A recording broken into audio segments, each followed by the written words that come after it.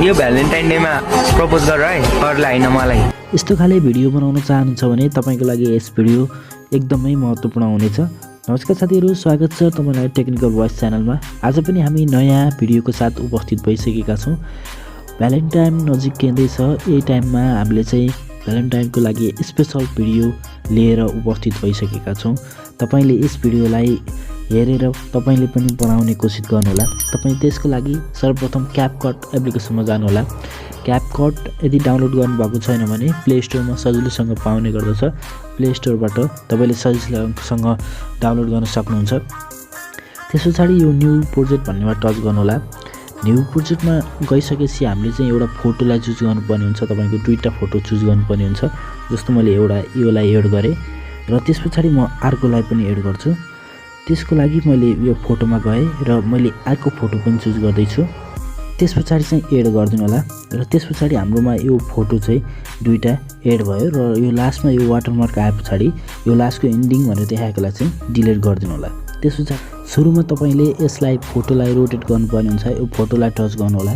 त्यसपछाडि यसलाई चाहिँ यो एडिट भन्ने अप्सनमा जानु होला र यसलाई रोटेट गर्नु होला। त्यसपछाडि अर्कोलाई पनि त्यसरी नै फोटोमा टच गर्नु होला र एडिट भन्ने अप्सन छ, यसमा जानु होला र यसलाई रोटेट गर्नु होला। त्यसपछाडि चाहिँ अब हाम्रो काम भनेको यहाँ तलपट्टि स्क्रोल गर्नु होला। फर्म्याट भनेर लेखेको छ, यो फर्म्याटमा टच गर्नु होला। 16:9 भन्नेमा टच गरिदिनु होला। त्यसपछाडि यस्तो प्रकारको इन्टरफेस खुल्नेछ।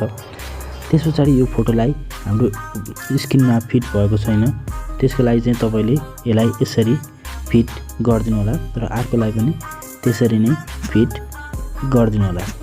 जसरी यसरी फिट गरिदिनु होला। तपाईले कस्तो खालको बनाउन चाहनुहुन्छ, कतिको फिट गर्दा ठिक हुन्छ, तपाईले आफैले फिट गरिदिनु होला। त्यसपछाडि चाहिँ यो काम भइसकेको छ र अब हामीले चाहिँ यो फोटोको ड्युरेसन मिलाउनु पर्ने हुन्छ। ड्युरेसनको लागि फोटोमा टच गर्नु होला। त्यसपछाडि पहिलो फोटोमा तपाईले 6.7 राख्नुपर्ने हुन्छ। 6.7 ड्युरेसन यहाँ माथिपट्टि 5.9 देखाएको छ। तपाईले यहाँ हेरेर तपाईले राख्न सक्नुहुन्छ, मिलाउन सक्नुहुन्छ। 6.7 रहेको छ हाम्रो ड्युरेसन, 6.7 भएको छ र सेकेन्ड फोटोलाई चाहिँ तपाईले 3.9 सेकेन्ड राख्नुपर्ने हुन्छ। 3.9 5.5 भइसक्यो, हटाउनु होला। यसलाई एडजस्ट गर्नु होला मिलाएर। त्यस पछाडि हाम्रो काम भनेको अब एनिमेसनको काम सुरु भएको छ। तपाईँ चाहिँ सुरुको अप्सनमा आउनु होला र यसलाई चाहिँ एनिमेसन राख्नुपर्ने हुन्छ।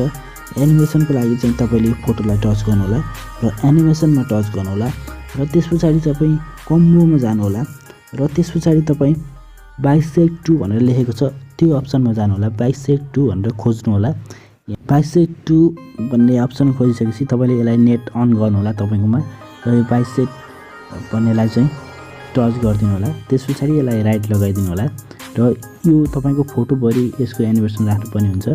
त्यसपछाडि चाहिँ सेकेन्ड अप्सनमा अब हाम्रो सेकेन्ड फोटोमा चाहिँ हामी चाहिँ फोटोलाई टच गर्नु होला र एनिमेसनमा जानु होला सेकेन्ड फोटोको लागि। त्यसपछाडि चाहिँ तपाईँ कम्बोमा जानु होला। त्यसपछाडि चाहिँ पेन्डुलम इन भनेर लेखेको हुन्छ। पेन्डुलम इन 1 भन्नेलाई चाहिँ तपाईले सिलेक्ट गरिदिनु होला। यो त पछाडिपट्टि हुन्छ, तपाईले यो पछाडिपट्टिबाट सिलेक्ट गर्न सक्नुहुन्छ।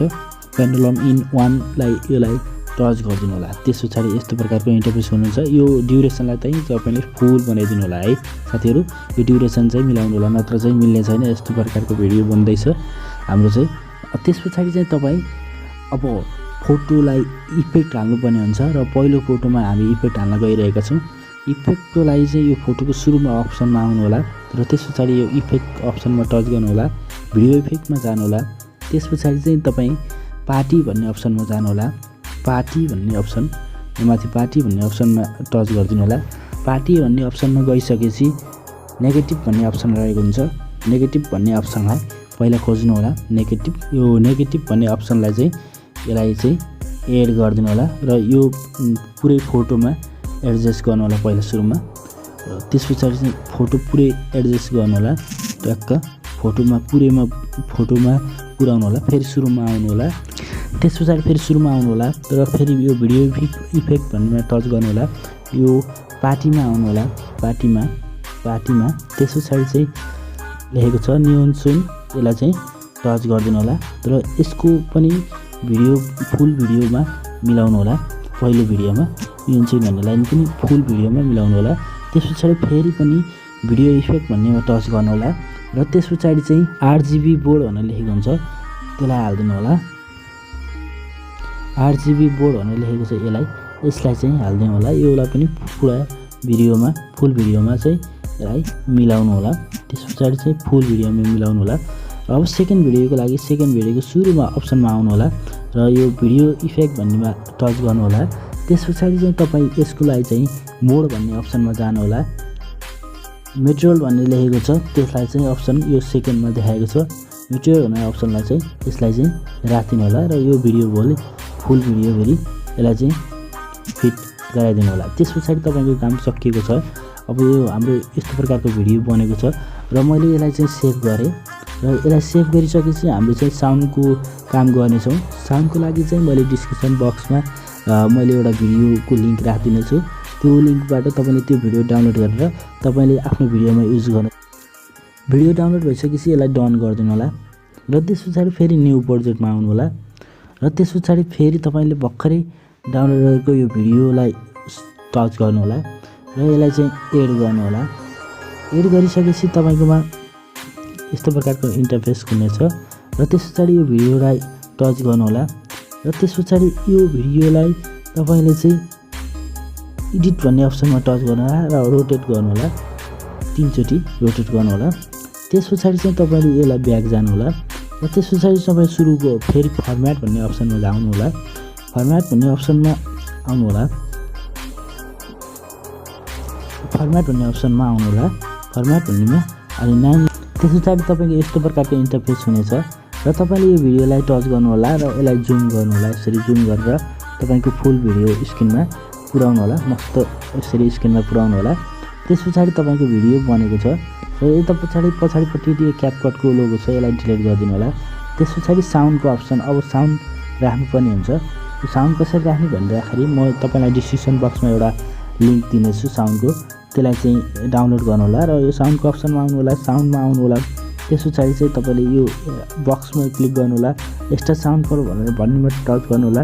त्यस पछाडि तपाईँलाई डिस्क्रिप्सन बक्समा दिएको त्यो भिडियो डाउनलोड गर्नु होला र त्यस पछाडि यो भिडियोलाई सिलेक्ट गर्नु होला र त्यस पछाडि इम्पोर्ट साउन्ड भन्नेमा टच गर्नु होला। त्यस पछाडि यहाँ 10 मिनट सेकेन्डको छ यसलाई चाहिँ इम्पोर्ट गरिदिनु होला। त्यस पछाडि यो हाम्रो मिलेन यसलाई चाहिँ अगाडि सार्दिनु होला। त्यसरी अगाडि सार्नु मिल्छ। यसलाई चाहिँ अगाडि सार्दिनु होला।